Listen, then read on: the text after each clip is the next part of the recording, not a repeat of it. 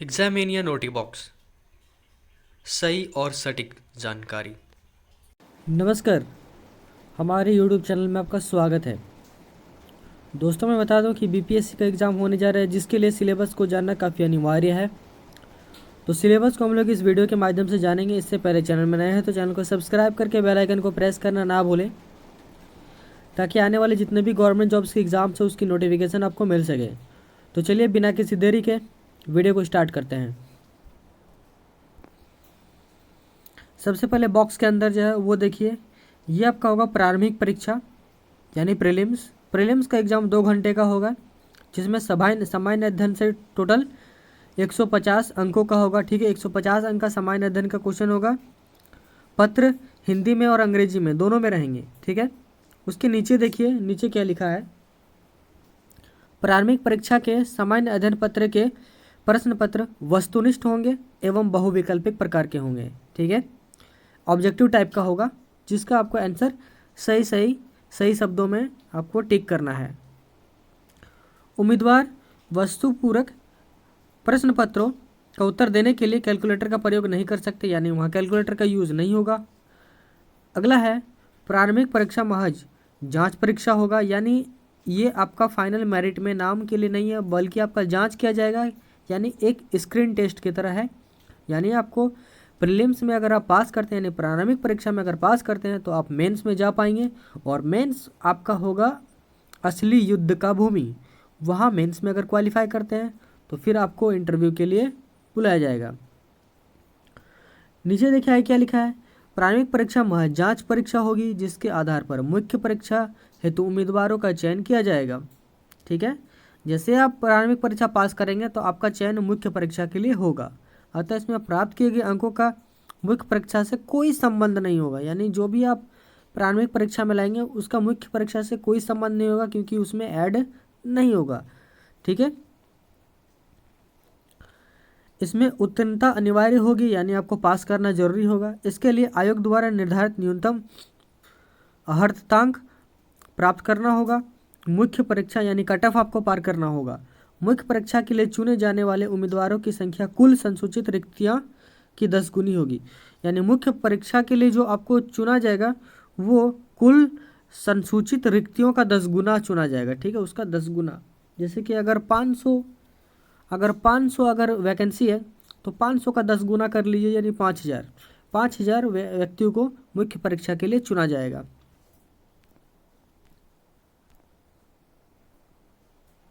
आगे देखिए, आगे अगर हम लोग बात करें, प्रारंभिक परीक्षा के प्राप्तांकों के जोड़ की शुद्धता जांच कराने एवं इसके प्राप्तांक निर्गत करने का प्रावधान नहीं है। ठीक है, शुद्धता जांच नहीं करा सकते हैं। ठीक है, ये आप ध्यान रखेंगे।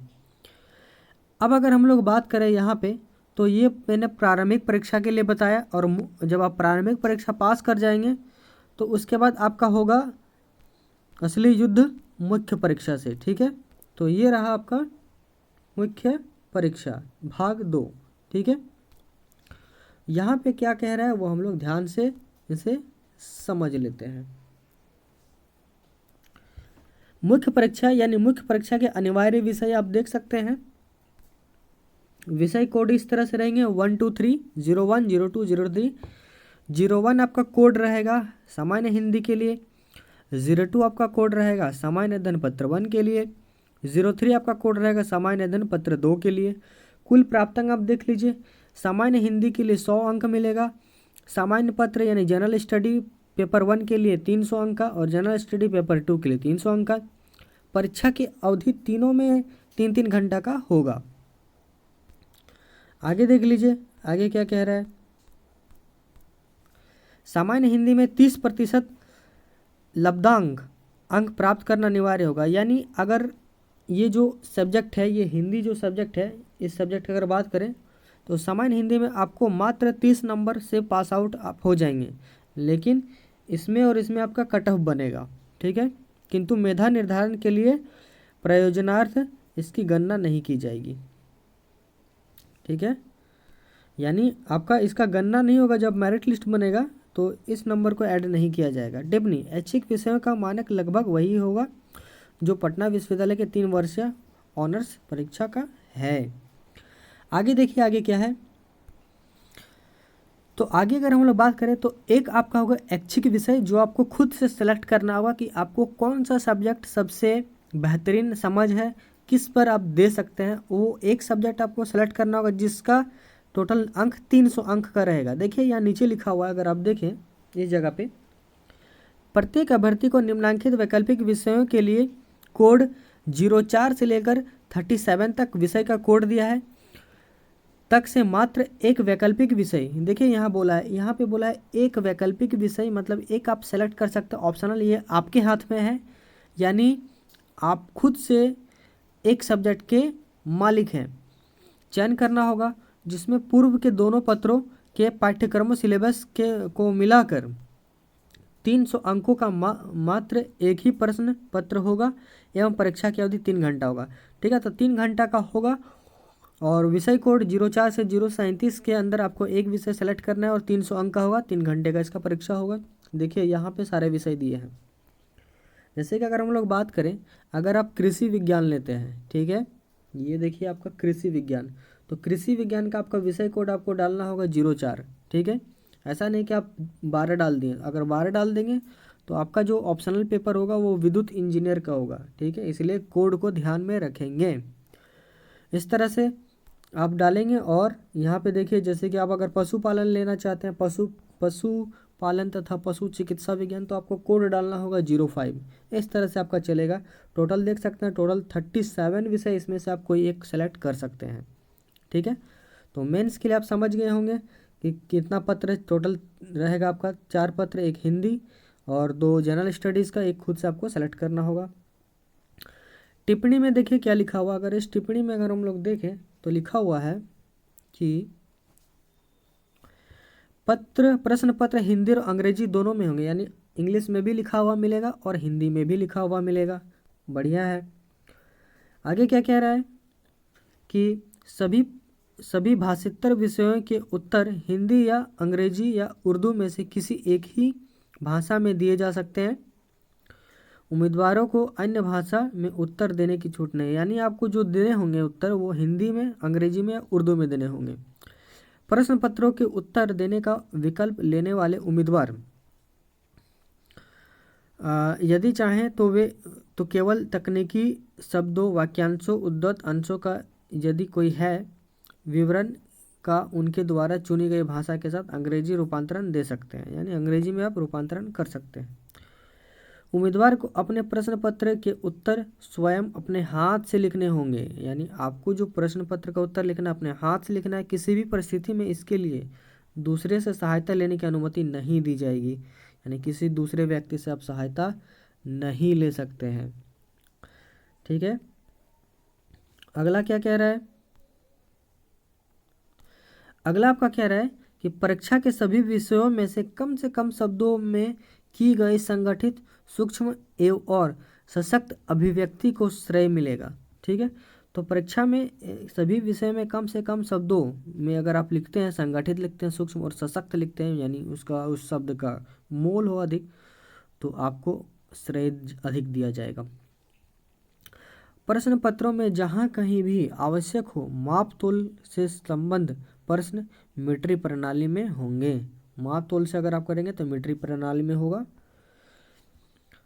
उम्मीदवार प्रश्न पत्रों के उत्तर देते समय केवल भारतीय अंकों के अंतर्राष्ट्रीय रूप, यानी आप इस तरह का अंक इस्तेमाल कर सकते हैं, का ही प्रयोग करें, यानी 1 2 3 4 इस तरह से आपको ये करना है। ठीक है,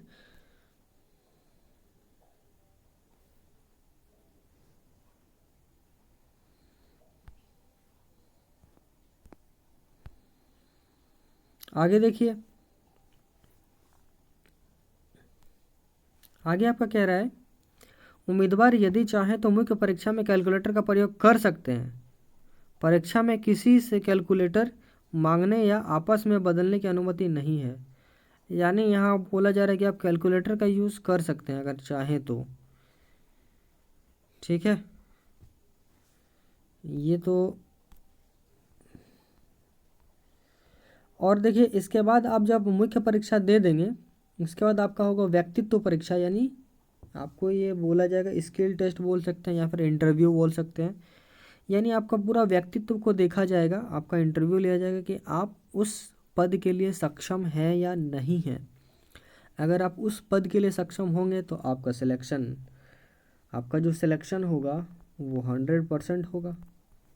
ठीक है, तो इसे भी हम लोग जान लेते हैं। मुख्य परीक्षा में सफलीभूत उम्मीदवारों का व्यक्तित्व परीक्षण 120 अंकों का, यानी आप अगर मेंस में क्वालिफाई कर जाते हैं, पहले प्रारंभिक परीक्षा में क्वालिफाई करने के बाद मेंस परीक्षा में क्वालिफाई कर जाते हैं, तो आपका व्यक्तित्व परीक्षण होगा जिसमें टोटल 120 अंक का पूछा जाएगा। तदुपरांत मुख्य परीक्षा के 900 अंक मुख्य परीक्षा टोटल 900 अंक का होगा। इसके अलावा साक्षात्कार के लिए 120 अंक यानी टोटल 1020 अंकों के आधार पर आपका एक मेरिट लिस्ट बनेगा। अगर मेरिट लिस्ट में आपका नाम होता है तो आपका सिलेक्शन हो जाएगा बीपीएससी के लिए। आयोग सफल उम्मीदवारों को उनमें से किसी भी सेवा या पद के लिए अनुशंसित करने का अधिकार रखता है जिसके लिए उम्मीदवार ने इच्छा प्रकट की है। और देखिए, इससे पहले मैंने जो एक वीडियो बनाया था जिसमें मैंने बताया था कि अगर दो उम्मीदवारों का अंक एक समान हो जाता है, अगर दो उम्मीदवारों का अंक एक जैसा हो जाता है तो उस वक्त में किसे प्राथमिकता पहले मिलेगी और किसका नाम पहले आएगा, वो मैंने पिछले वीडियो में बताया है, वो आप देख सकते हैं जा करके। इसमें देखिए और आगे क्या लिखा है। प्रारंभिक परीक्षा का पाठ्यक्रम, अगर आप प्रीलिम्स का बात करें तो देखिए प्रीलिम्स यानी जो आप देंगे, ठीक है, प्रारंभिक परीक्षा शुरुआत का परीक्षा, उसमें कुछ इस तरह से होंगे, वो आप यहाँ पे ध्यान से सारा चीज़ देख सकते हैं। इस पत्र में ज्ञान विज्ञान के निम्नलिखित क्षेत्र से संबंधित है, यहाँ पे आप पढ़ सकते हैं। सामान्य विज्ञान से आपका राष्ट्रीय एवं सामान्य विज्ञान, अंतर्राष्ट्रीय महत्व की समसामयिक घटनाएं, भारत का इतिहास तथा बिहार के इतिहास की प्रमुख विशेषताएं होंगे। और आगे अगर देखें सामान्य भूगोल का अगर बात करें, ठीक है, सामान्य भूगोल का अगर बात करें तो बिहार के प्रमुख भौगोलिक प्रभाग तथा यहाँ की महत्वपूर्ण नदियाँ, भारत की राज्य व्यवस्था और आर्थिक व्यवस्था, आज़ादी के पश्चात बिहार की अर्थव्यवस्था के प्रमुख परिवर्तन, भारत का राष्ट्रीय आंदोलन तथा इसमें बिहार का योगदान, ये सब आपको मिलेगा। इसके अलावा अगर हम लोग बात करें तो सामान्य मानसिक योग्यता को जांचने वाले प्रश्न होंगे, यानी आपका दिमाग का टेस्ट करने के लिए कुछ ऐसे प्रश्न होंगे जो आपको सोचने को मजबूर कर देंगे। वो सब ये सब है, आप चाहें तो वीडियो को पॉज करके पढ़ सकते हैं। इसके अलावा मुख्य परीक्षा में देखिए, मुख्य परीक्षा में आपका अगर बात करें सामान्य हिंदी में आपका निबंध आएगा 30 नंबर का, व्याकरण आपका आएगा 30 नंबर का, वाक्य विन्यास 25 नंबर, संक्षेपण 15 नंबर, इस तरह से होंगे। सामान्य अध्ययन का बात करें तो इसमें 2 पेपर होंगे, पेपर 1 पेपर 2। तो सामान्य अध्ययन पेपर 1 का अगर बात करें तो भारत का आधुनिक इतिहास और संस्कृति, उसके बाद दूसरा सब्जेक्ट आपका राष्ट्रीय एवं अंतर्राष्ट्रीय महत्व की वर्तमान घटना चक्र से आएगा और सांख्यिकी विश्लेषण आरेखन चित्रण आएगा। पेपर 2 का अगर बात करें तो भारतीय राज्य व्यवस्था से आएगा, दूसरा भारतीय अर्थव्यवस्था और भारत का भूगोल, भारत के विकास में विज्ञान एवं प्रौद्योगिकी की भूमिका का प्रभाव, ये सब आएगा आपका पेपर 2 में। ठीक है, और इनकी डिटेल आप चाहें तो पॉज करके पढ़ सकते हैं। ठीक है, ठीक है। उसके बाद आप जैसे कि कृषि का आप जैसे कि ऐच्छिक विषय यानी ऑप्शनल सब्जेक्ट में आप अगर कृषि लेते हैं, ठीक है, तो कृषि में आपको कुछ इस तरह से आपको पढ़ने होंगे। ठीक है, ये मैं आपको ऐसे स्क्रॉल कर रहा हूँ, आप पॉज करके पढ़ लीजिएगा ताकि आपको सारा चीज़ समझ में आ जाए। और भी जितने हैं वो मैं धीरे धीरे स्क्रॉल कर रहा हूँ, आप पॉज करके पढ़ सकते हैं। ठीक है, ये देखिए ये सारा ऑप्शनल है, यानी इनमें से आपको कोई एक सब्जेक्ट को सेलेक्ट करना होगा जो 300 अंक का होगा। ठीक है, वनस्पति विज्ञान हो गया, ये भी एक ऑप्शनल सब्जेक्ट है, रसायन विज्ञान हो गया, ये भी ऑप्शनल सब्जेक्ट है। इसके अलावा आपका और क्या है वो भी हम लोग देख लेते हैं, सिविल इंजीनियरिंग, ये भी ऑप्शनल सब्जेक्ट है। ठीक है, तो जो विषय में आप सक्षम है, जिसमें आपका ज़्यादा ये है वो आप ले सकते हैं, ज़्यादा आप जिसके बारे में जानकारी रखते हैं। ये देखिए वाणिज्यिक शास्त्र और लेखा विधि, ये भी एक ऑप्शनल सब्जेक्ट हो गया। ठीक है, इसके अलावा संगठन सिद्धांत और औद्योगिक संबंध, ये भी ऑप्शनल सब्जेक्ट हो गया। इसके बाद अर्थशास्त्र हो गया, ये भी एक हो गया। विद्युत इंजीनियरिंग से आप ले सकते हैं। और आपका देख लेते हैं प्रकाश धाराएँ, ये हो गया। भूगोल से आप ले सकते हैं, भूगोल। और इसके अलावा आपका भारत का भूगोल इसमें पूछा जाएगा, ये सारा चीज़, भूविज्ञान। और देख लेते हैं ठीक है। तो ये ऑप्शनल के लिए हो गया। तो मैंने आपको प्रारंभिक परीक्षा के लिए सारा चीज़ बता दिया, मुख्य परीक्षा के लिए भी सारा चीज़ बता दिया, और आपको इंटरव्यू के लिए भी बता देता हूँ अगर इसमें लास्ट में दिया। तो ये तो मुख्य परीक्षा का ऑप्शनल सब्जेक्ट है, जिसमें से आपको एक सब्जेक्ट चुनना होगा, उसी से आपका आएगा। जैसे कि ये आपका था दर्शन शास्त्र, ठीक है, इस तरह से। राजनीतिक विज्ञान, अंतर्राष्ट्रीय संबंध, ये एक हो गया।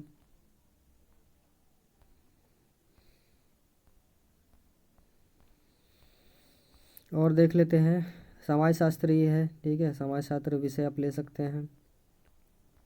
अगर आप इसका सिलेबस डाउनलोड करना चाहें तो बीपीएससी के ऑफिशियल साइट में जा करके आप डाउनलोड कर सकते हैं, वहाँ से आपका डाउनलोड हो जाएगा, ठीक है। मैंने भी ये जो है पीडीएफ फोल्डर ये बीपीएससी के ऑफिशियल साइट में ही जाकर डाउनलोड किया है। देखिए, अंग्रेजी भाषा एवं साहित्य, इससे आप ले सकते हैं। उर्दू भाषा साहित्य, ये है एक विषय।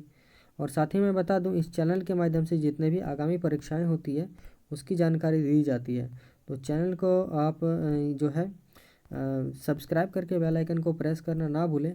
इसके साथ साथ देखिए, ये अंग्रेजी में भी इसका ये किया गया है। अगर जिसे हिंदी माध्यम के छात्र हैं वो हिंदी से पढ़ सकते हैं, और अंग्रेजी माध्यम के जो छात्र हैं वो अंग्रेजी से इसे पढ़ सकते हैं कि क्या क्या कौन कौन सा सब्जेक्ट रहेगा। क्योंकि बहुत सारे ऐसे होते हैं अंग्रेजी माध्यम के जिन्हें हिंदी अच्छी तरह से समझ में नहीं आती, तो वो अंग्रेजी में पढ़ने के लिए भी सिलेबस में नीचे अंग्रेजी में भी आपका ये मिल जाएगा लिखा हुआ, ठीक है। ये मैंने स्क्रॉल किया सारा, तो ये था ऑप्शनल सब्जेक्ट के लिए। देखिए, जूलॉजी लिखा हुआ है, ठीक है। इसके अलावा इंग्लिश लैंग्वेज एंड लिटरेचर से भी आप ले सकते हैं, सेलेक्ट कर सकते हैं। टोटल 37 है ना, तो टोटल यहाँ 35 हो गया। ये अरबिक लैंग्वेज एंड लिटरेचर ले सकते हैं, और क्या है 36 में पाली लैंग्वेज लिटरेचर ले सकते हैं। इसके अलावा मैथिली लैंग्वेज एंड लिटरेचर ले सकते हैं। ये सारा चीज़ हो गया। तो ये तो मैंने सारा चीज़ आपको बता दिया है कि आपको क्या करना है क्या नहीं करना है, बाकी आप पे डिपेंड करता है। अगर आप इसके लिए बहुत ज़्यादा आप सीरियस हैं इस एग्ज़ाम को क्रैक करने के लिए, तो आप डाउनलोड कीजिए इसका सिलेबस को प्रिंट आउट करिए, और इसको आप अपने नज़रों के सामने रखिए कि क्या क्या आएगा। उस आधार पर आप पढ़ना अपना स्टार्ट कीजिए, उस तरह से स्ट्रेटजी बनाइए। कितना घंटा पढ़ना है क्या नहीं पढ़ना है वो आप खुद पे आप पे डिपेंड करता है, क्योंकि सबका पढ़ने का तरीका अलग अलग होता है, ठीक है। यहीं पे मैं वीडियो को समाप्त करता हूँ। इसके बाद बता दूँ कि जो भी आगे और भी कोई इन्फॉर्मेशन आएगा तो वो मैं आपको इस चैनल के माध्यम से बताऊँगा। तो चैनल को सब्सक्राइब करके बेल आइकन को प्रेस करना ना भूलें, ठीक है। यहीं पे वीडियो समाप्त कर रहा हूँ। आपका बहुत बहुत धन्यवाद।